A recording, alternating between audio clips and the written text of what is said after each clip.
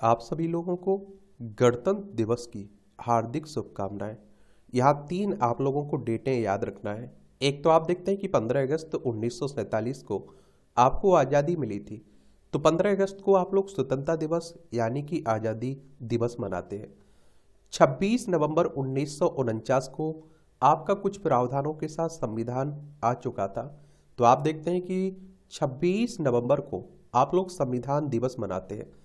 26 जनवरी 1950 में हम लोग गणतंत्र के रूप में स्थापित हो चुके थे और आप लोग जानते हैं कि बहुत सारी संस्थाओं का जन्म भी हो चुका था। तो 26 जनवरी को आप लोग गणतंत्र दिवस मनाते हैं, याद रखिएगा। चलिए आज के दैनिक जागरण में क्या खास खबरें हैं उन्हें हम लोग एक एक करके देख लेते हैं। और याद रखिए दैनिक जागरण का नेशनल एडिशन है, राष्ट्रीय संस्करण है, तो इसमें आप लोगों को महत्वपूर्ण खबरें ही देखने को मिलेगी। ज्ञानवापी में मंदिर ढहाकर बनाई गई मस्जिद, एएसआई सर्वे में मिले मंदिर होने के प्रमाण अवशेषों का उपयोग मस्जिद बनाने में। और आप देखिए मंदिर पक्ष के अधिवक्ता विष्णु शंकर जैन ने रिपोर्ट मिलने के बाद की प्रेस वार्ता। रिपोर्ट के अनुसार ज्ञानवापी में 32 ऐसे स्थान हैं जहां पुराने मंदिर होने की साक्ष्य मिली है और टूटे पत्थर पर फारसी में मंदिर तोड़े जाने का आदेश और मस्जिद बनाने की तारीख मिली है। मंदिर पक्ष अब अदालत से करेगा पानी की टंकी, वुजू खाना की सर्वे की मांग। और देखिए ज्ञानवापी मस्जिद भारत के आपको उत्तर प्रदेश राज्य के बनारस में देखने को मिलता है। और कहा जाता है कि औरंगजेब ने 1669 में एक पुराने से भगवान के मंदिर को तोड़कर इस मस्जिद को बनाया गया था।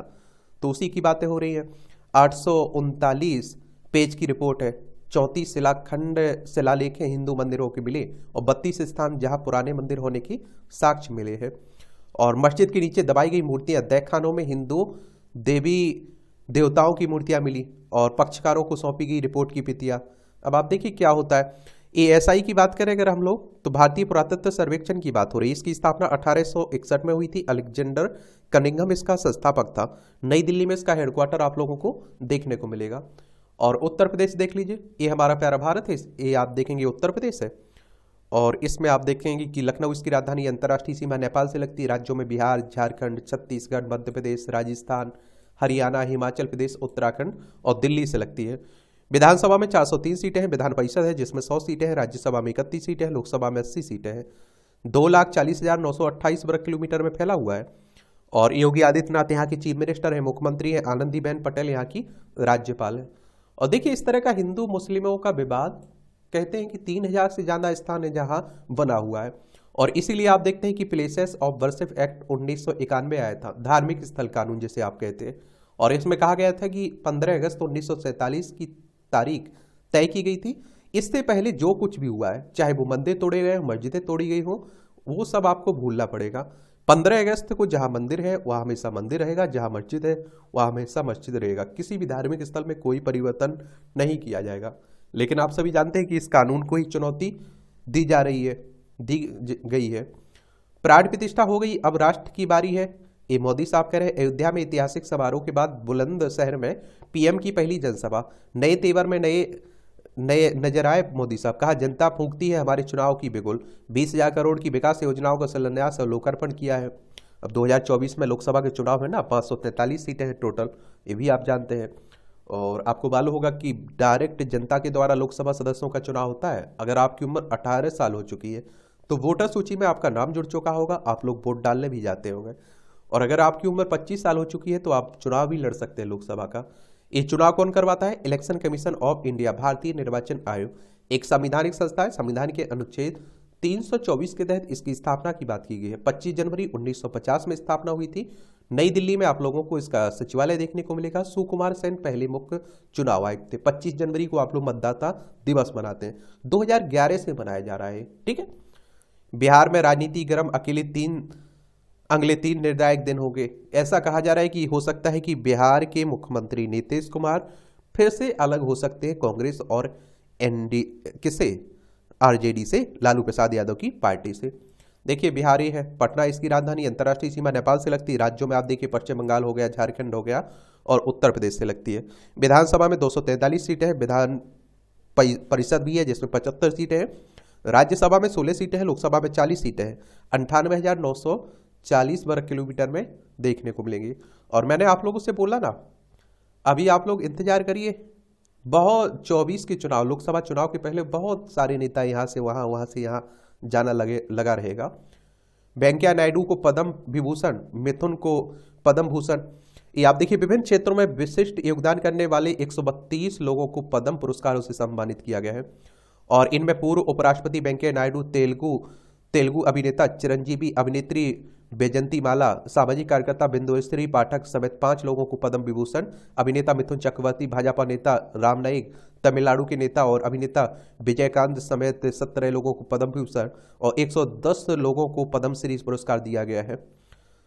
और पद्म विभूषण से सम्मानित होने वाले 5 लोगों में 4 दक्षिण भारत से आते हैं और वेंकैया नायडू व चिरंजीवी आंध्र प्रदेश से हैं और फिल्म अभिनेत्री बैजंती माला वाली विजयकांत तमिलनाडु से आते हैं। कला क्षेत्र से पद्म विभूषण पाने वाली पद्मा सुब्रमण्यम भी तमिलनाडु से आती है। पद्म विभूषण में दक्षिण भारत के वर्चस्व को भाजपा के वहाँ पैर जमाने की कोशिश से जोड़कर देखा जा रहा है। और इस तरह से बंगाल में मिथुन के साथ गायिका उषा उत्थुप को भी पद्म भूषण से सम्मानित किया गया है। दिवंगत अभिनेता विजयकांत को सम्मानित करने को भी तमिलनाडु में सियासी समीकरण साधने की कोशिश के रूप में देखा जा रहा है। ये पद्म श्री, क्या पद्म श्री अवार्ड की अगर हम लोग बात करें तो ये शुरू कब हुए थे आपको पता है? पद्म भूषण हो, पद्म विभूषण हो, जो भी हो, ये आप देखिए 1954 में शुरू हुए थे। भारत रत्न भी आप देखते हैं कि अभी कर्पूरी ठाकुर को दिया गया है। पहली महिला हाथी महावत समेत 54 गुमनाम नायकों को पद्मश्री दिया गया है। सिरसा के दिव्यांग सामाजिक कार्यकर्ता गुरविंदर सिंह सूची में शामिल है। एक बात आप लोगों को बता रहा हूं यार कि आप लोगों को क्या करना है कि इनके नाम आपके राज्य में जैसे मिला है ना, वो नाम जरूर रखिएगा याद। और कोई चर्चा में रहा है कोई नाम तो उसका नाम आप लोग याद रखिएगा, क्योंकि 132 लोगों के नाम रखना मुझे लगता है जरूरी नहीं है। एक तो आप देखिए जो आप देख रहे हैं ना, इसमें एक तो पद्म विभूषण जिन्हें जिन्हें मिला है उनके नाम याद रखिएगा और पद्म भूषण वालों को भी याद रखते हैं। पद्मश्री 110 लोगों को मिला है, तो सभी के नाम रख पाना मुझे लगता है मुश्किल रहता है। तो आप लोग जो खास है उन्हें याद रखिएगा। टाइम मिलेगा तो हम लोग इस पर बात भी कर लेंगे। ब्रह्मोस मिसाइल का फिलीपींस को निर्यात 10 दिनों में हो जाएगा शुरू।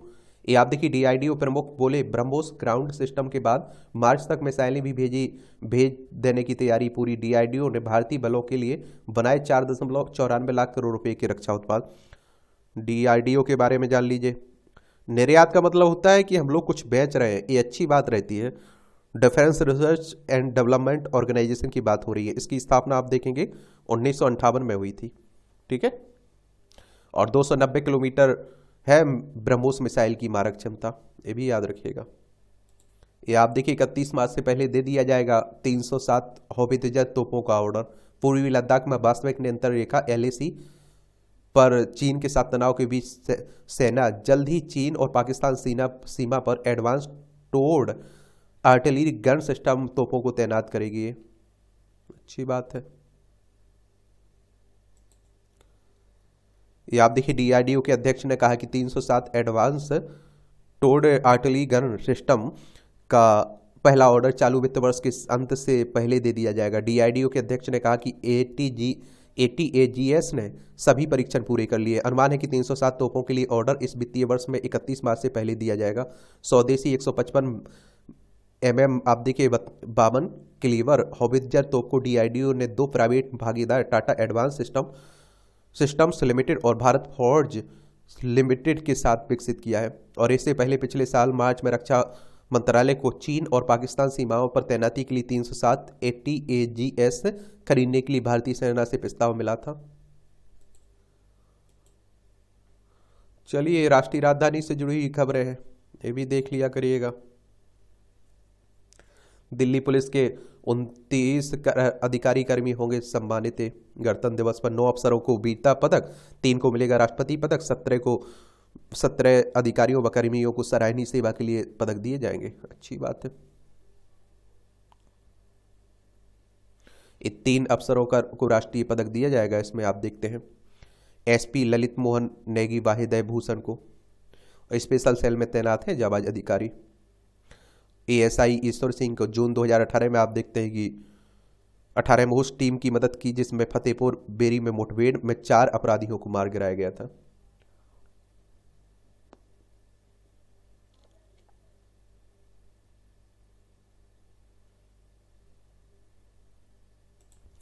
प्राण प्रतिष्ठा युगांतकारी आयोजन जन जन की आस्था व्यक्त करता है। कर्पूरी ठाकुर को बताया पिछड़े वर्गों के लिए सबसे महान परोकारों में से एक इसने, आप देखते हैं हमारी राष्ट्रपति साहिबा ने, राष्ट्रपति मुर्मू ने अर्थव्यवस्था की प्रगति की सराहना करते हुए कहा, आत्मविश्वास से आगे बढ़ा रहा है देश। राष्ट्रपति ने यह भी कहा है, संघर्षों का तर्क संगत और शांतिपूर्ण समाधान तलाश से वैश्विक नेता। नई राष्ट्रीय शिक्षा नीति डिजिटल विभाजन को बांटने, वंचित छात्रों के लिए लाभ के लिए समान शिक्षा ढांचा बनाने पर देती है जोर। और अंतर्राष्ट्रीय स्तर पर महिला एथलीटों का योगदान प्रभावशाली रहा है। उम्मीद है कि अगले वर्ष पेरिस ओलंपिक में देश नया मानक स्थापित करेगा। लोकतंत्र की मर्यादा बनाए रखने के लिए युवा वचनबद्ध है, मुर्मू कह रही हैं। चुनावी प्रक्रिया से देश के प्रत्येक मतदाता को जोड़ने के चुनाव आयोग के प्रयासों को सराहा गया है। और इस बार लोकसभा चुनाव में 96 करोड़ मतदाता लेंगे हिस्सा, दुनिया में सबसे ज्यादा, देख लीजिए।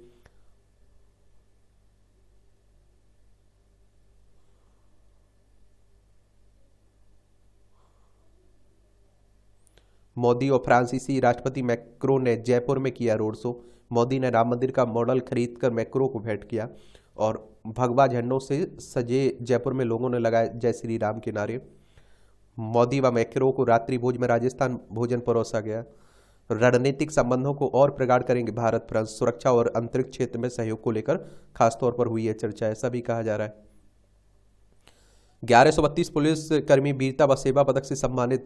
2 कर्मियों को वीरता के लिए राष्ट्रपति पदक और 275 को वीरता पदक। राष्ट्रपति वीरता पदक बीएसएफ के 2 हेड कांस्टेबल को मरणोपरांत दिया जा रहा है। 12वीं फेल के आईपीएस मनोज शर्मा को भी सराहनीय सेवा पदक दिया गया। अभी मूवी आई थी ना, आप लोगों ने देखा भी होगा।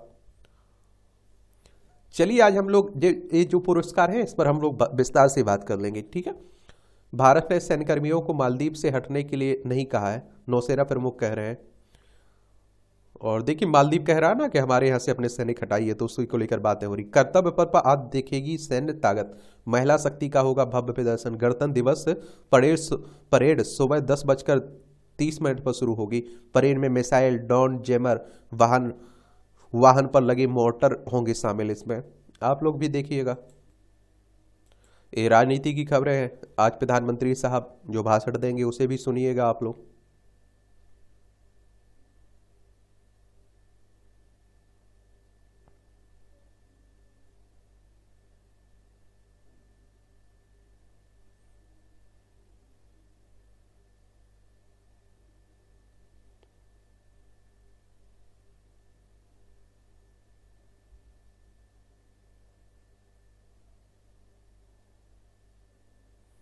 ये आप देखिए सुशासन बाबू की सियासी गुलाटी। ये आप देखिए नीतीश कुमार की बात हो रही है। ये आप देखिए कभी बीजेपी, कभी कांग्रेस, कभी आरजेडी चलता रहा। 1994 में लालू यादव से हुए अलग। 2015 में एनडीए छोड़कर राजद के साथ किया गठबंधन। 2017 में फिर आए एनडीए में। 2020 में तीसरे नंबर पर रही जदयू और 2022 में महागठबंधन की शरण में आ चुके। और इसीलिए आप देखते हैं कि इनकी बुरी स्थिति बन चुकी है।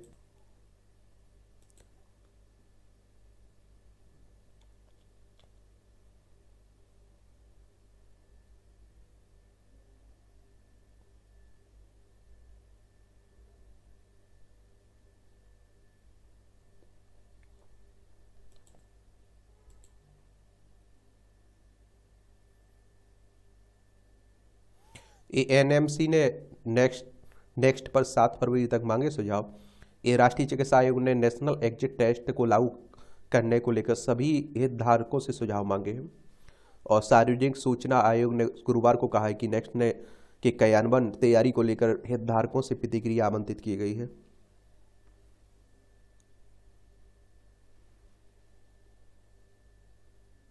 ये उच्च शिक्षा को लेकर बड़ा रुझान। 8 वर्षों में 26% बड़ा नामांकन। शिक्षा मंत्रालय ने जारी की उच्च शिक्षा को लेकर सर्वेक्षण रिपोर्ट। छात्राओं के नामांकन में आप देखिए 32% की बढ़ोतरी की बात हो रही है। और इस तरह के जो आंकड़े रहते हैं इन्हें जरूर आप लोग उपयोग कर सकते हैं आंसर राइटिंग में, निबंध में। उच्च शिक्षा को नई ऊंचाइयां देने और 2035 तक सकल नामांकन अनुपात को 50% तक पहुंचाने की मोदी सरकार की कोशिश रंग लाती दिख रही है। देश में उच्च शिक्षा को लेकर रुझान बढ़ा है। उच्च शिक्षा के नामांकन में पिछले 8 वर्षों में 26% से अधिक की बढ़ोतरी दर्ज हुई है।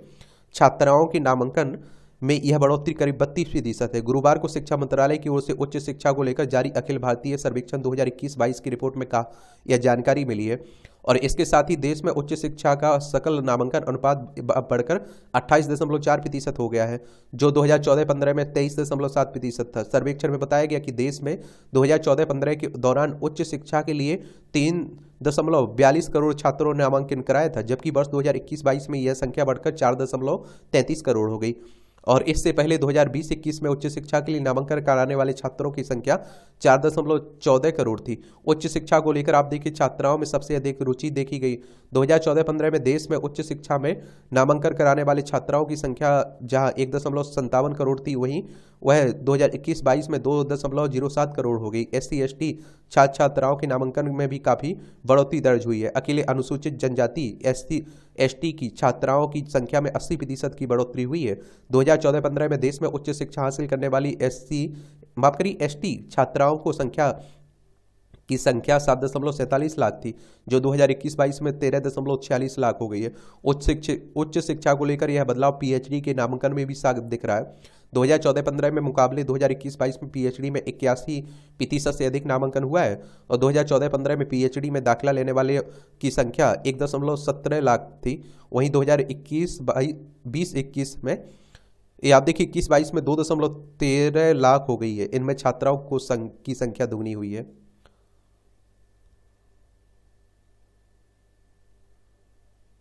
हलाल प्रमाणन मामले में महमूद मदनी के खिलाफ दंडात्मक कार्रवाई पर रोक लगी। सुप्रीम कोर्ट ने जमीयत उल उलेमा हिंद हलाल ट्रस्ट की याचिका पर उत्तर प्रदेश सरकार को जारी किया नोटिस में। आप देखिए सुप्रीम कोर्ट ने उत्तर प्रदेश में हलाल प्रमाणन खाद्य उत्पादों की बिक्री, स्टोरेज और वितरण पर रोक लगाने के आदेश को चुनौती देने वाली जमीयत उलेमा हिंद हलाल ट्रस्ट की याचिका पर गुरुवार को उत्तर प्रदेश सरकार को जारी किया है। जो आप देखिए उत्पाद, उस पर एक हलाल सर्टिफिकेट रहता है और इसमें ऐसा माना जाता है कि ये मुस्लिम मानते हैं कि ये सही है, उत्पाद उनके हिसाब से है, उपयोग करने के हिसाब से। सुप्रीम कोर्ट ने चिकित्सा अनुसंधान नीति पर दाखिल याचिका को खारिज कर दिया है। कोर्ट ने कहा है कि कोई भी इच्छुक पक्ष इस मामले में जनहित याचिका दाखिल नहीं कर सकते हैं और चिकित्सा अनुसंधान नीति पर नीति आयोग की सिफारिशों को लागू करने की मांग वाली याचिका पर विचार करने से इनकार कर दिया है। बंगाल में न्यायाधीश पर लगा राजनीतिक दल का होकर काम करने का आरोप। न्यायाधीश गंगोपाध्याय ने कहा, न्यायाधीश सेन के विरुद्ध अब महाभियोग प्रक्रिया क्यों नहीं शुरू की जानी चाहिए। चलिए चल रहा है। पुंछ के टोपा पीर गांव में सेना ने तिरंगा फहराया, बुजुर्गों को किया सम्मानित। 21 दिसंबर को इस गांव में सेना के जवानों पर हुए थे आतंकी हमले और सेना गांव को गोद लेकर मॉडल विलेज के तौर पर कर रही विकसित। जवानों ने उतार फेंके नक्सल झंडे, 40 वर्ष बाद लहराएगा तिरंगा। या छत्तीसगढ़ के बस्तर जिले में की बात हो रही है।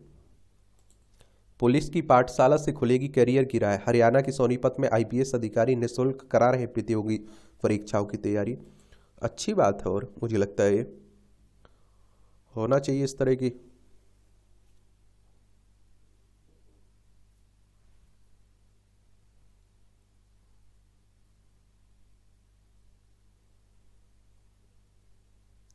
भारत म्यांमार सीमा पर BRO ने बाड़ लगाने का काम शुरू किया। BRO के अतिरिक्त महानिदेशक PKH सिंह ने दी जानकारी। मणिपुर में 10 किलोमीटर में बाड़ लगाने का काम हो चुका पूरा। सीमा सड़क संगठन की बात हो रही है। ये आप देखिए अरुणाचल प्रदेश, नागालैंड, मणिपुर और मिजोरम, 4 राज्यों की सीमा लगती है हमारी म्यांमार से।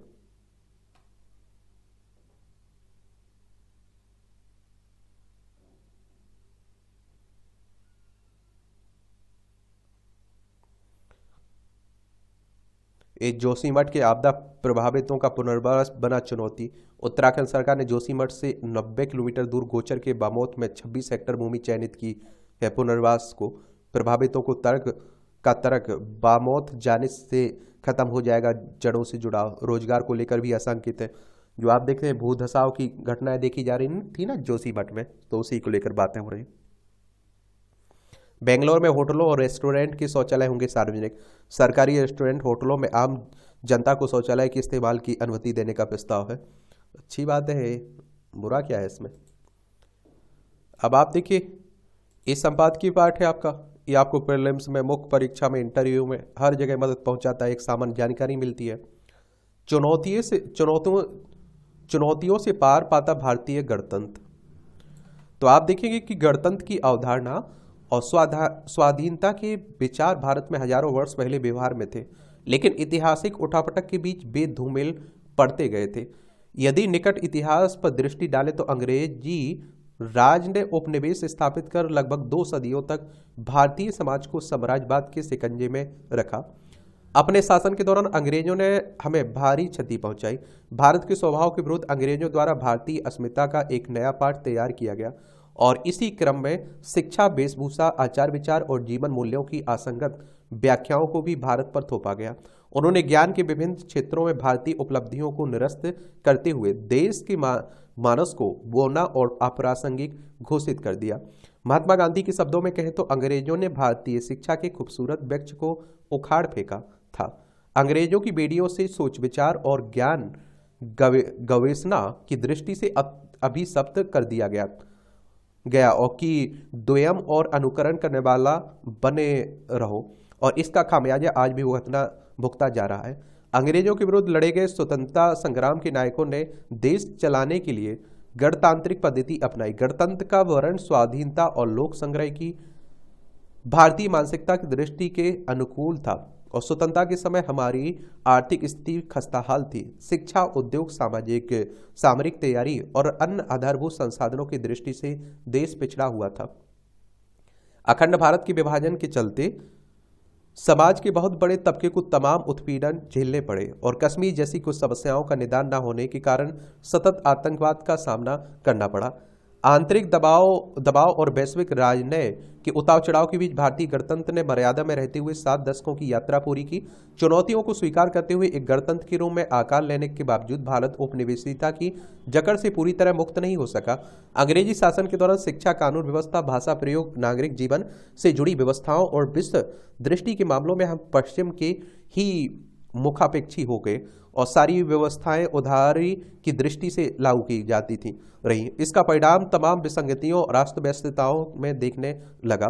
विश्व का सबसे बड़ा भारतीय गणतंत्र अनेक परीक्षाओं से गुजरा है। देश में आम चुनाव समय पर आयोजित हुए और एक बार आपातकाल लगाने के अतिरिक्त लोकतंत्र की व्यवस्थाएं अक्षुण्ण बनी रही और संवैधानिक संस्थाओं को भी बहुत हद सुरक्षित रखने में हम सफल रहे हैं और देश में राजनीतिक चेतना का भी विस्तार हुआ और जिसके चलते राजनीति कुलीन वर्ग की कैद से मुक्त होकर विभिन्न सामाजिक वर्गों का प्रतिनिधित्व करने लगी। स्वतंत्र भारत में सर्वाधिक समय तक कांग्रेस सरकार ही बनी रही।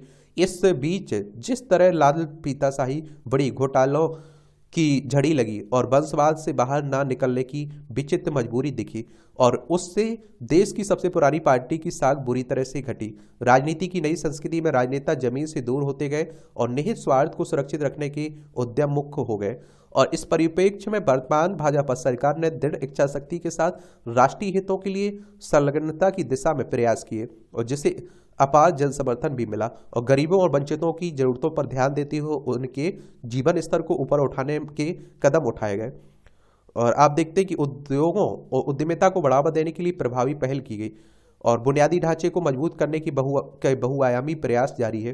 कृषि व्यवस्था को सुधारने और उसे आर्थिक रूप से समर्थ बनाने का उपक्रम शुरू हुआ। शिक्षा में संरचना, प्रक्रिया और सुविधाओं के लिए गंभीर सुधार लाने के प्रयास आरंभ हुए।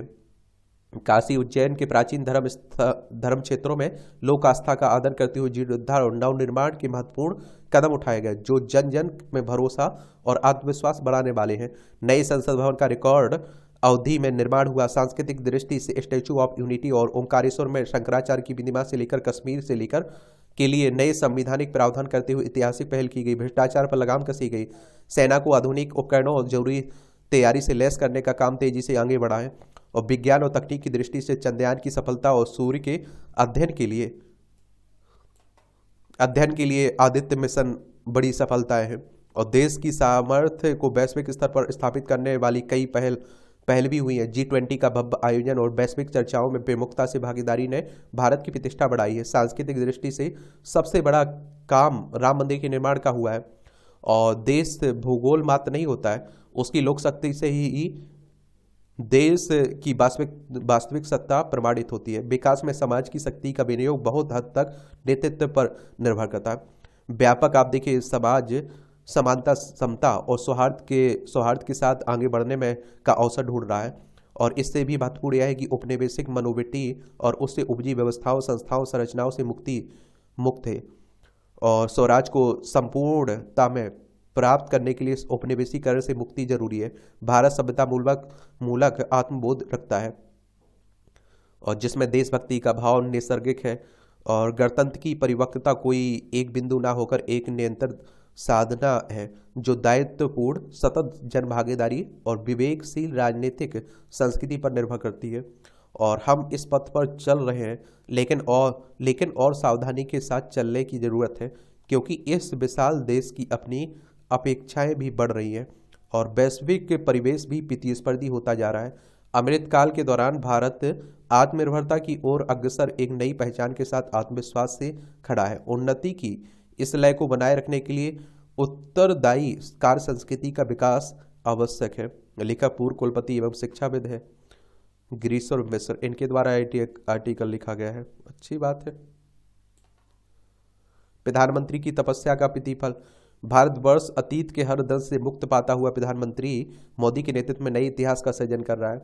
ये आप देखिए, राम मंदिर बन के तैयार हुआ है ना जो पूरा, उसी पर बातें हो रही हैं। हम लोग बहुत बार इस पर बात कर चुके हैं।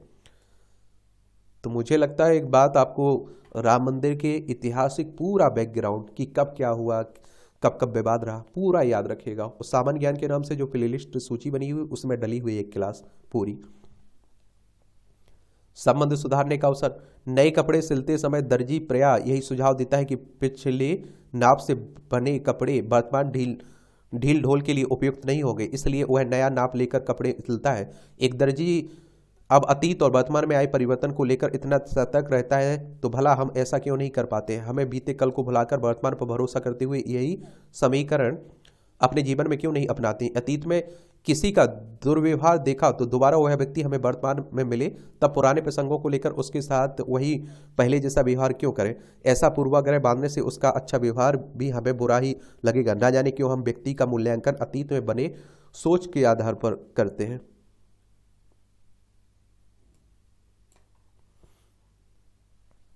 गणतंत्र का मूल। अपने आधारभूत मूल्यों और सिद्धांतों को स्मरण करने के लिए गणतंत्र दिवस से बेहतर और कोई अवसर नहीं हो सकता। और इन मूल्यों और सिद्धांतों का स्मरण केवल इन्हीं इसलिए नहीं किया जाना चाहिए कि हम 75वां गणतंत्र दिवस मना रहे हैं। यह काम इसलिए भी किया जाना चाहिए ताकि एक गणतंत्र के रूप में हम और अधिक समर्थ हो सके। भारत को अपनी क्षमताओं का प्रदर्शन करने के लिए इसलिए और तत्पर रहना चाहिए क्योंकि एक ओर जहां हम अपनी स्वतंत्रता के अमृतकाल में हैं, वहीं दूसरी ओर आप देखिए 2047 तक देश को महाशक्ति बनाने का स्वप्न भी देख रहे हैं। वैसे तो यह वह स्वप्न है जो लंबे समय से देखा जा रहा है, लेकिन पिछले कुछ वर्षों से यह आशा कहीं अधिक बलवती हुई है कि अब इस सपने को साकार करने की घड़ी आ गई है। जब कोई लक्ष्य निकट आ जाता है तब आम लोगों का आत्मविश्वास भी बढ़ता है, वही राष्ट्र को आगे ले जाने में सहायक बनता है। आज आप देखते हैं कि महत्वपूर्ण केवल यह नहीं है कि औसत भारतीय देश के उज्जवल भविष्य को लेकर आत्मविश्वास से भरा हुआ है, बल्कि यह भी है कि विश्व समुदाय भी भारत को एक उभरती हुई महाशक्ति के रूप में देख रहा है। इसका एक बड़ा कारण भारत का तीसरी बड़ी अर्थव्यवस्था बनने की राह पर होना है। किसी भी राष्ट्र की प्रगति के लिए यह आवश्यक ही नहीं है, अनिवार्य भी होता है कि आम जनता एकजुटता का परिचय देते हुए नियम कानूनों के पालन के प्रति सतर्क रहे और अपने अन्य नागरिक दायित्वों को लेकर सजग रहे। इस संदर्भ में गणतंत्र दिवस की पूर्व संध्या पर राष्ट्र के नाम संदेश में राष्ट्रपति ने यह बिल्कुल सही कहा है कि 140 से अधिक भारतवासी गणतंत्र की मूल भावना से एकजुट होकर एक कुटुंब के रूप में रहते हैं और दुनिया के सबसे बड़े इस कुटुंब के लिए सहअस्तित्व की भावना सामूहिक उल्लास का सहज स्रोत है। निसंदेह गणतंत्र का मूल मंत्र यह भी है कि जितनी आवश्यकता अधिकारों के प्रति सचेत रहने की है, उतनी ही कर्तव्यों के पालन के प्रति भी। आमतौर पर लोग अपने अधिकारों को लेकर भी मुखर रहते हैं, लेकिन नागरिकों के तौर पर कर्तव्यों के पालन की महत्ता को अनदेखा कर देते हैं। जैसे नीति नियंताओं के लिए यह जरूरी है कि वे आम जनता की अपेक्षाओं पर खरे उतरे, वैसे ही आम लोगों के लिए भी आवश्यक है कि वे जिम्मेदार नागरिकों का परिचय दें।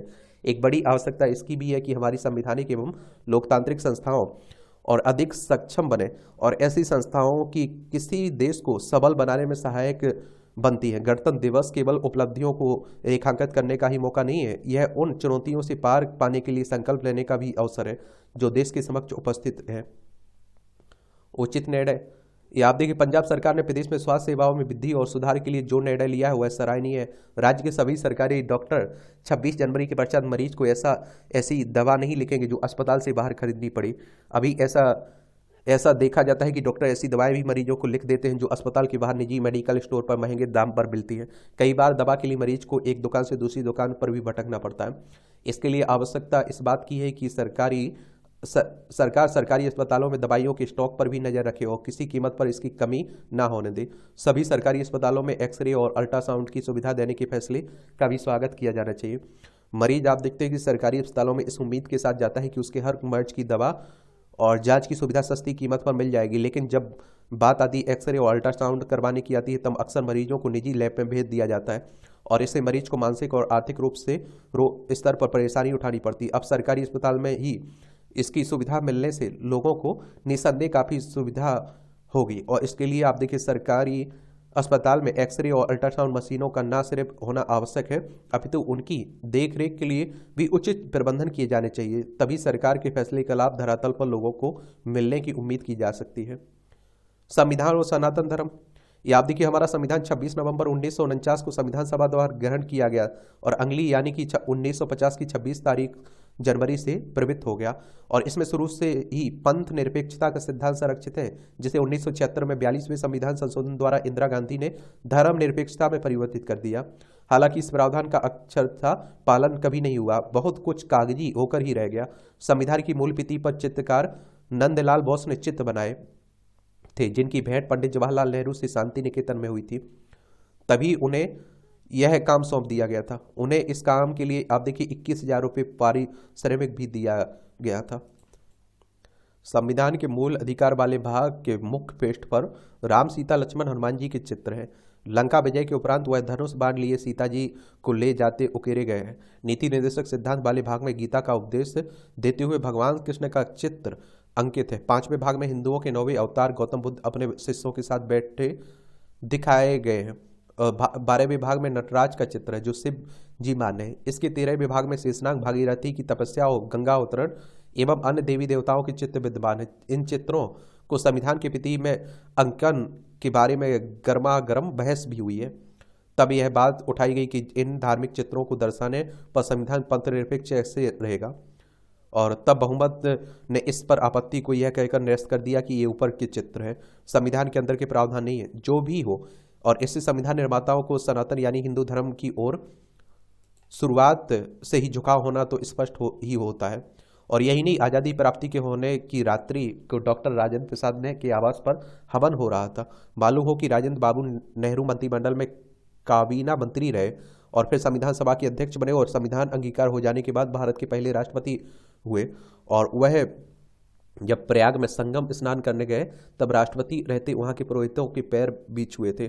उल्लेखनीय है कि स्वतंत्रता प्राप्ति के फौरन बाद सरदार वल्लभ भाई पटेल ने गुजरात के सोमनाथ मंदिर के नवनिर्माण की बात उठाई और जिसे गांधी जी ने सराहा और यह कार्य प्रारंभ हो गया। यह प्रसिद्ध शिव मंदिर 1950 में बनकर तैयार हो गया जो द्वादश ज्योतिर्लिंगों में से एक है।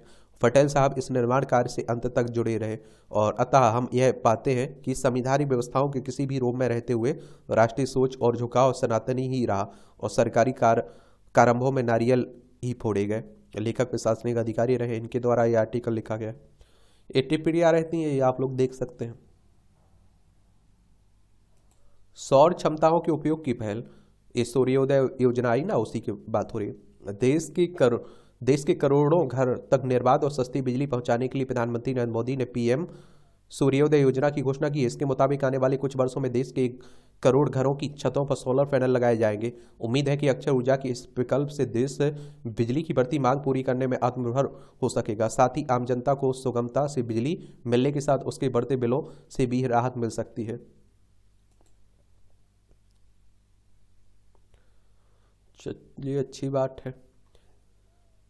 टिकट टू अयोध्या खरी खरी तंज कसा जा रहा है। खनिजों के खत्म होने के बाद की चिंता, ये झारखंड की बात हो रही है। सुशासन की राय पर हरियाणा, तंत्र में आवश्यक हस्तक्षेप घटने से बिचौलिया संस्कृति खत्म हुई, भ्रष्टाचार पर अंकुश लगा। मनोहर लाल खट्टर। सस्ते और छोटे मकानों के निर्माण को मिले प्रोत्साहन। डेवलपर्स ने अंतरिम बजट में रियल एस्टेट को उद्योग का दर्जा देने का आग्रह किया। 41% आबादी के पास अभी भी नहीं है अपना मकान। देश में ज़्यादा मकान बनने से बड़े पैमाने पर सृजित होगा रोजगार। अधिक मकान के निर्माण से सीमेंट, स्टील जैसे सेक्टरों को भी मिलता है बढ़ावा। परियोजनाओं की मंजूरी के लिए सिंगल विंडो क्लियरेंस प्रणाली की किया जाए लागू। चलिए, अच्छी बात है। पिछले वर्ष के बराबर हो सकता है केंद्र सरकार का उधारी लक्ष्य। आगामी वित्त वर्ष 2024-25 के लिए 15 से 15.5 लाख करोड़ रुपए उधार लेने का लक्ष्य रख सकती है सरकार। अफवाहों के सत्यापन करने की सीमा बढ़ी। पूंजी बाजार नियामक सेबी ने सूचीबद्ध शीर्ष 100 कंपनियों की ओर से बाजार में चल रही अफवाहों के सत्यापन संबंधी नियमों के पालन करने की सीमा बढ़ोतरी कर दी। बायजूस के खिलाफ दिवाला प्रक्रिया के लिए आवेदन हुआ है। कर्जदाताओं के एक समूह ने गुरुवार को कहा कि उसने एड टेक प्लेटफॉर्म बायजूस की promoter company think and learn के खिलाफ दिवालिया प्रक्रिया शुरू कर दी। इनका भी दिवालिया निकलने वाला है। वित्त वर्ष 2023 में ओला की शुद्ध घाटे में कमी आई है। जोमेटो को ऑनलाइन पेमेंट एग्रीगेटर की मंजूरी मिली है। अधिसूचनाओं की भाषा को सरल बनाए CBIC। माइक्रोसॉफ्ट की गेमिंग डिवीजन से 19,000 कर्मचारियों की छटनी। देख रहे हैं, 1,000 कर्मचारियों की छटनी करेगी फ्लिपकार्ट। IT में बिकवाली से 359 अंक लुढ़का सेंसेक्स। इंफ्रा विकास को प्रभावित कर सकती थी हिंडनबर्ग रिपोर्ट। पोर्ट, एयरपोर्ट, बिजली उत्पादन, ग्रीन एनर्जी जैसे कई सेक्टरों पर वित्तीय असर पड़ने की थी आशंका। हिंडनबर्ग ने रिपोर्ट में अदानी समूह पर शेयरों के अधिक मूल्यांकन और हेराफेरी का आरोप लगाया था ना, उसी की बात हो रही है।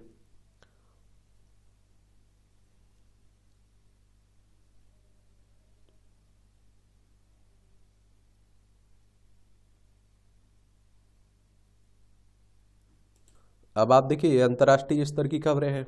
वहीं आप देख रहे हैं कि चल रहा है संघर्ष। अमेरिकी प्रतिनिधि मंडल के ताइवान पहुंचने पर भड़का चाइना। ये चाइना अपना हिस्सा मानता है ना इसे ताइवान को। ये ताइवान है, ताइपे इसकी राजधानी, दक्षिण चीन सागर है। दक्षिण चीन सागर ये हमारा भारत है। यूक्रेन को विमान के प्रवेश से 15 मिनट पहले ही दी गई थी जानकारी, रूस कह रहा है।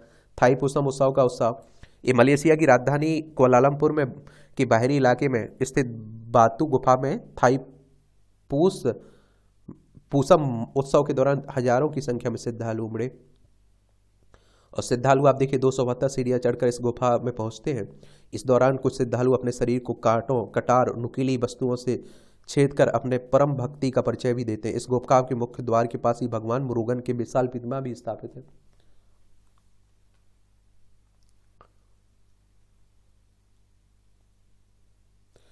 ये अमेरिका में कैदी को नाइट्रोजन गैस से दी जाएगी मौत की सजा।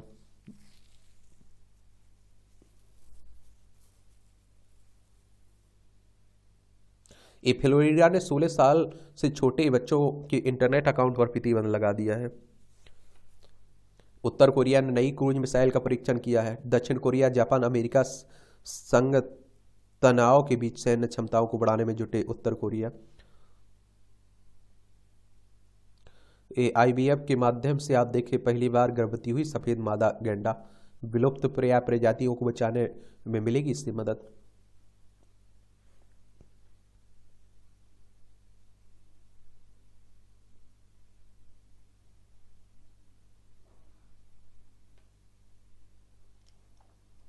ये आप देखिए खेल की क्षेत्र की खबरें हैं, देखते रहा करिएगा इसे भी।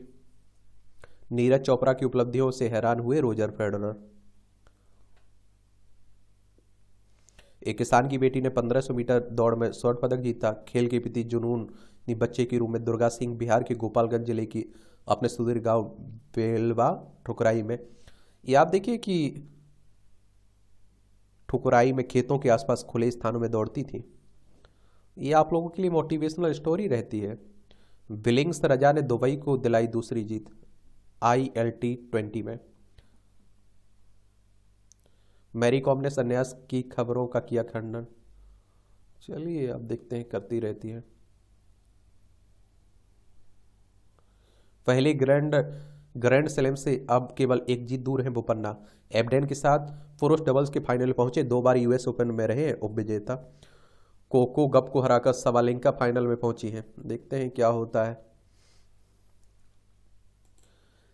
गर्व का पल था फाइटर पायलट बनना। देखिए दीपिका पादुकोण। दिलों की दूरी कम कर रहा है वाइब्रेंट विलेज कार्यक्रम। अमित शाह साहब करें गणतंत्र दिवस समारोह में आए वाइब्रेंट की पंचों सरपंचों से मिले गृह मंत्री साहब। नीट एस से जुड़ी याचिकाओं पर सुप्रीम कोर्ट ने केंद्र को भेजा नोटिस। याचिका में चिकित्सकों ने काउंसिल में भाग लेने की अनुमति देने को किया अनुरोध। और आप देखते हैं कि जस्टिस पीवी वराले ने ली सुप्रीम कोर्ट के जज के तौर पर शपथ। सुप्रीम कोर्ट में स्वीकृत 34 न्यायाधीशों की संख्या पूरी हो चुकी है इसमें, याद रखिएगा।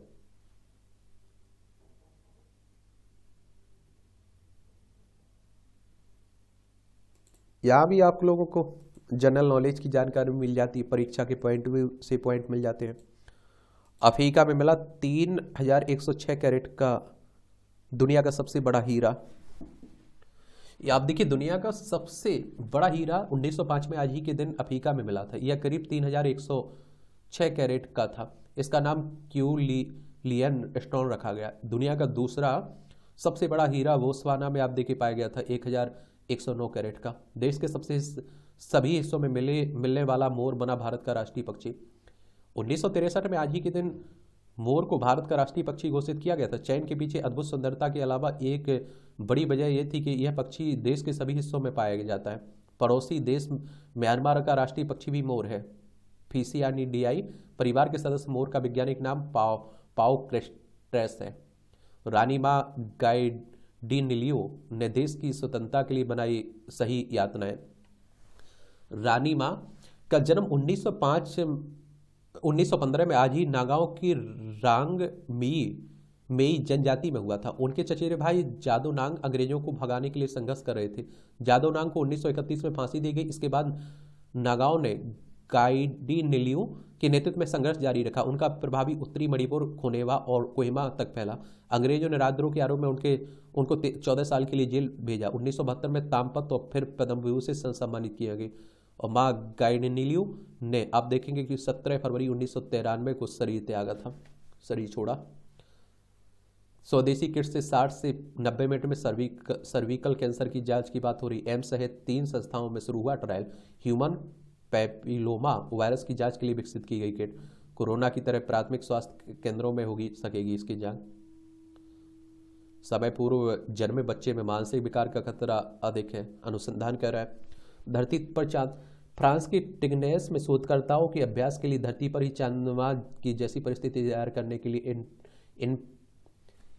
इनफ्लेटेबल आवास बनाए और इनकी मदद से भावी चंद्र मिशन के लिए यूरोहेव अंतरिक्ष आवास का परीक्षण किया जा सकेगा। और फ्रांस की चंद्रमा पर मानव मिशन की तैयारी की जा रही है। गुमनाम ने लाइब्रेरी को 35 साल बाद वापस की सीडी। अच्छी बात है। मैरीलैंड की अमेरिका की घटना है। ये मूवियों से जुड़ी खबरें, पढ़ना हो तो पढ़ सकते हैं, छोड़ना हो तो छोड़ सकते हैं।